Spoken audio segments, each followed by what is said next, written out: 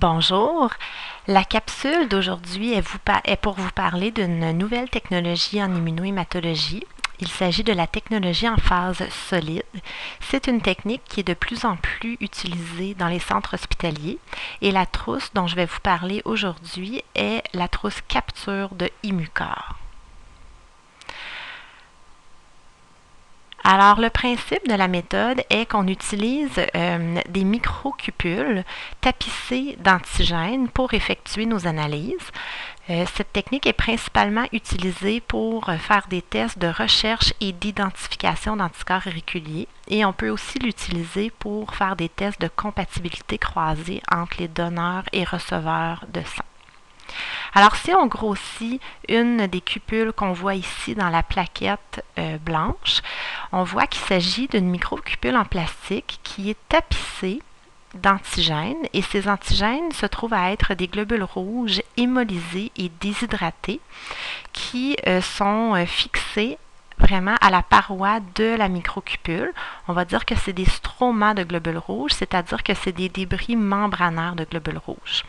Et à l'intérieur de ces microcupules, on va retrouver tous les mêmes antigènes qu'on retrouve normalement dans les trousses de dépistage en gel ou en tube, c'est-à-dire l'équivalent des cellules 1, 2, 3 pour les dépistages d'anticorps irréguliers ou les cellules 1 à 11 et même plus parfois pour les techniques d'identification d'anticorps irréguliers.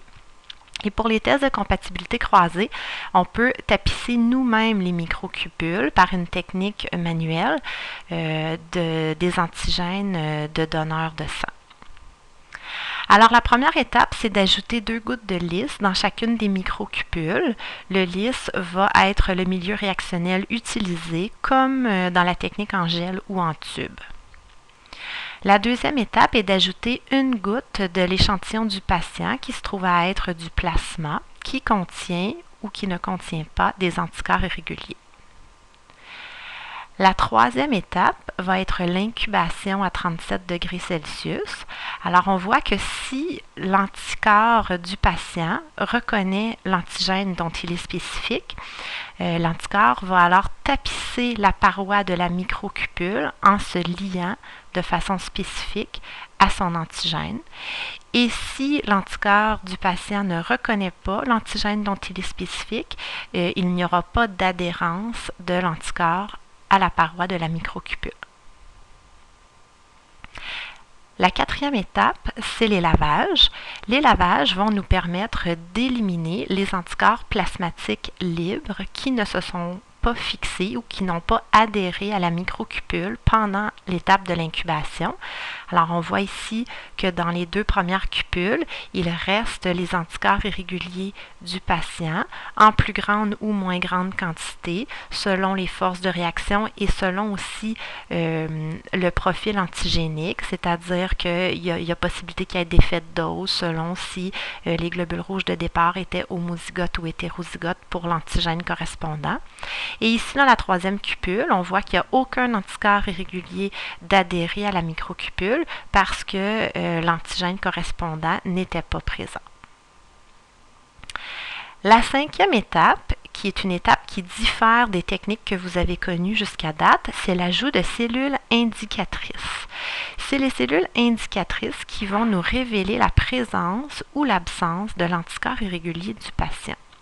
Si on grossit une goutte de cellules indicatrices, on voit qu'il s'agit de globules rouges liés à des molécules d'anti-IgG par le fragment Fc, de manière à ce que les paratopes restent libres pour pouvoir se fixer aux anticorps irréguliers dans la microcupule.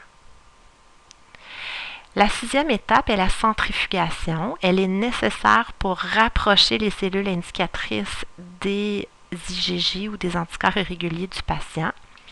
Alors, on voit dans les 2 premières cupules que les cellules indicatrices vont adhérer à la paroi entière de la microcupule, étant donné que leur molécule d'IgG va reconnaître les anticorps irréguliers du patient qui s'était fixé au départ à l'antigène qui tapisse le fond de la microcupule. Et dans la troisième cupule, on voit que les cellules indicatrices vont simplement sédimenter au fond de la cupule sous l'effet de la centrifugation, étant donné que les anti-IgG des cellules indicatrices n'ont pas d'anticorps avec lesquels réagir sur la paroi de la microcupule. La dernière étape va être la lecture des résultats et c'est le degré d'adhérence des cellules indicatrices à la surface des puits qui va être l'indicateur d'une réaction positive ou négative. Alors on voit ici que c'était une réaction très forte dans la première microcupule. Les cellules indicatrices tapissent entièrement la paroi de la cupule et on voit ici un effet rougeâtre diffus. Il s'agit d'une réaction 4+. Dans le deuxième puits, il s'agit également d'une réaction positive. Elle est un petit peu moins forte parce qu'on voit que les cellules indicatrices ne tapissent pas entièrement la paroi et on voit qu'il y a certaines cellules qui ont sédimenté. Il s'agit d'une réaction de 3+. Et ici, quand il n'y avait aucun anticorps irrégulier pour réagir avec l'anti-IgG des cellules indicatrices, les cellules ont sédimenté, ce qui crée un effet de bouton cellulaire dans le fond de la microcupule. Il s'agit d'une réaction négative. Donc, c'est une technique qui est très simple. La difficulté vient au niveau de la force, de l'interprétation, des forces de réaction parce que ça donne complètement le résultat inverse auquel on s'attendrait pour une méthode standard d'agglutination en tube. Alors, si on compare, on voit ici qu'un résultat 4+ en tube donne un bouton cellulaire complet qui ne se défait pas lorsqu'on agite le milieu réactionnel, tandis que du côté de la capture, un résultat positif, c'est en effet des globules rouges qui tapissent l'ensemble de la paroi de la microcupule.